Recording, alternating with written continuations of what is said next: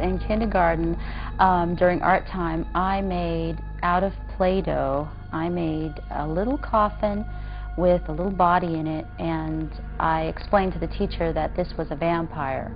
Just listen to Sherry Barnett for a while, and it won't be long before you'll detect a consistent theme running through her conversation. Halloween was like, to me as a child, what Christmas was probably to other children.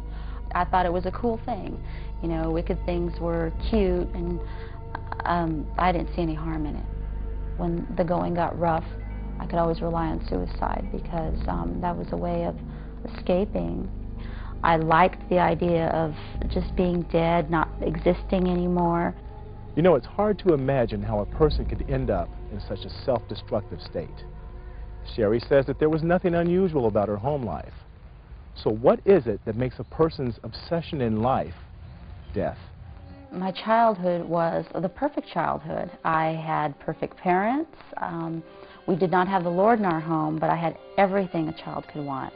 The fascination for the occult began back when I was 5, and it started with simple things, like, you know, little childhood storybooks about witches and ghosts, and that just grew. As she grew older, Sherry's childhood obsession with vampires increased. It just grew into a lifestyle for me. I mean, as opposed to somebody else just, you know, watching a vampire movie and saying, oh, you know, that was cool. I took it to heart. We're also becoming a lifestyle for Sherry, and her fascination with the occult brought with it a price. When she slept, her dreams became nightmares that were hard to distinguish from reality. Sometimes I could even almost hear something like coming down the hallway. I could feel it, like something was coming into my room, and it got so bad that I couldn't move, I couldn't wake up, and I just always remember that every time I'd struggle, I'd hear the same voice telling me, you know, Sherry, don't struggle. The more you fight, the worse it's going to get for you. Sherry's drug and alcohol use escalated as she tried to suppress the dreams, but the result was depression and worse nightmares.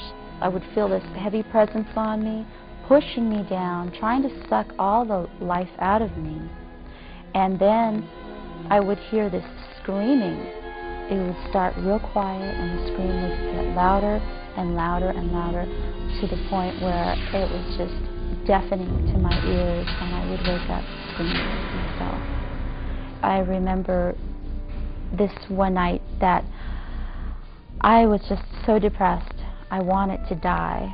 But that night I thought, well, I'm going to give myself one more chance, and I'm going to pray to the devil.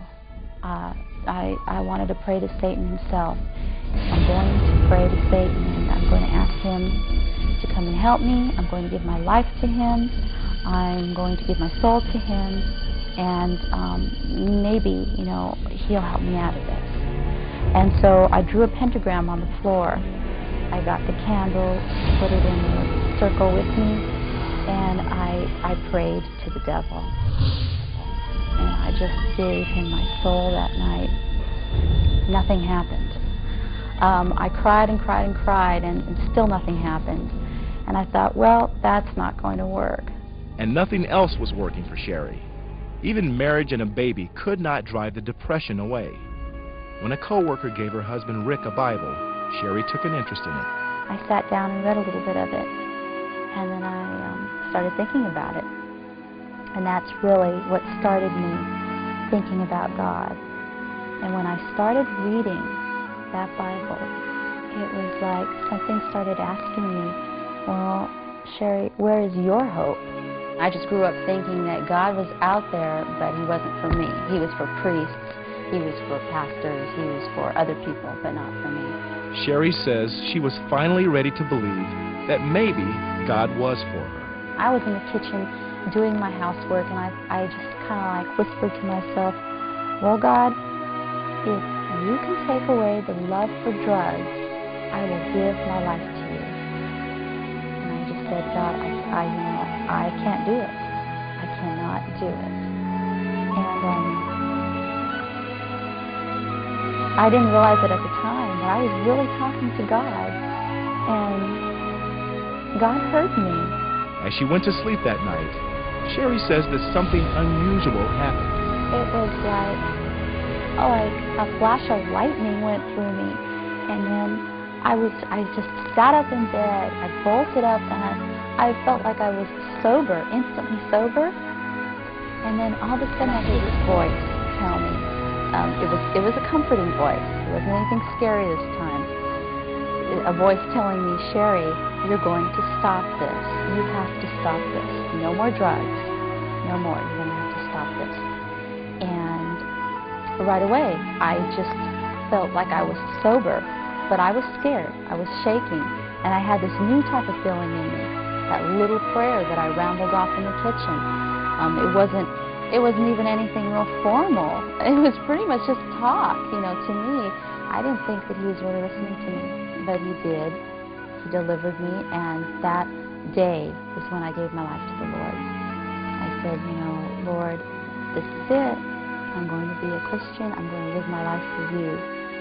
And I've never been the same. There was that no more blackness inside. There was no more having to run out and try to do something else to fill up that blackness, that darkness, that oppression that was inside of me. It was gone. It was gone, and I never think about death anymore. Rick gave his life to Jesus Christ soon after Sherry. They're now rearing their 3 children in a home where love, not fear, reigns. The Lord has brought so much hope into my life. I know who I am. I know why I'm here. And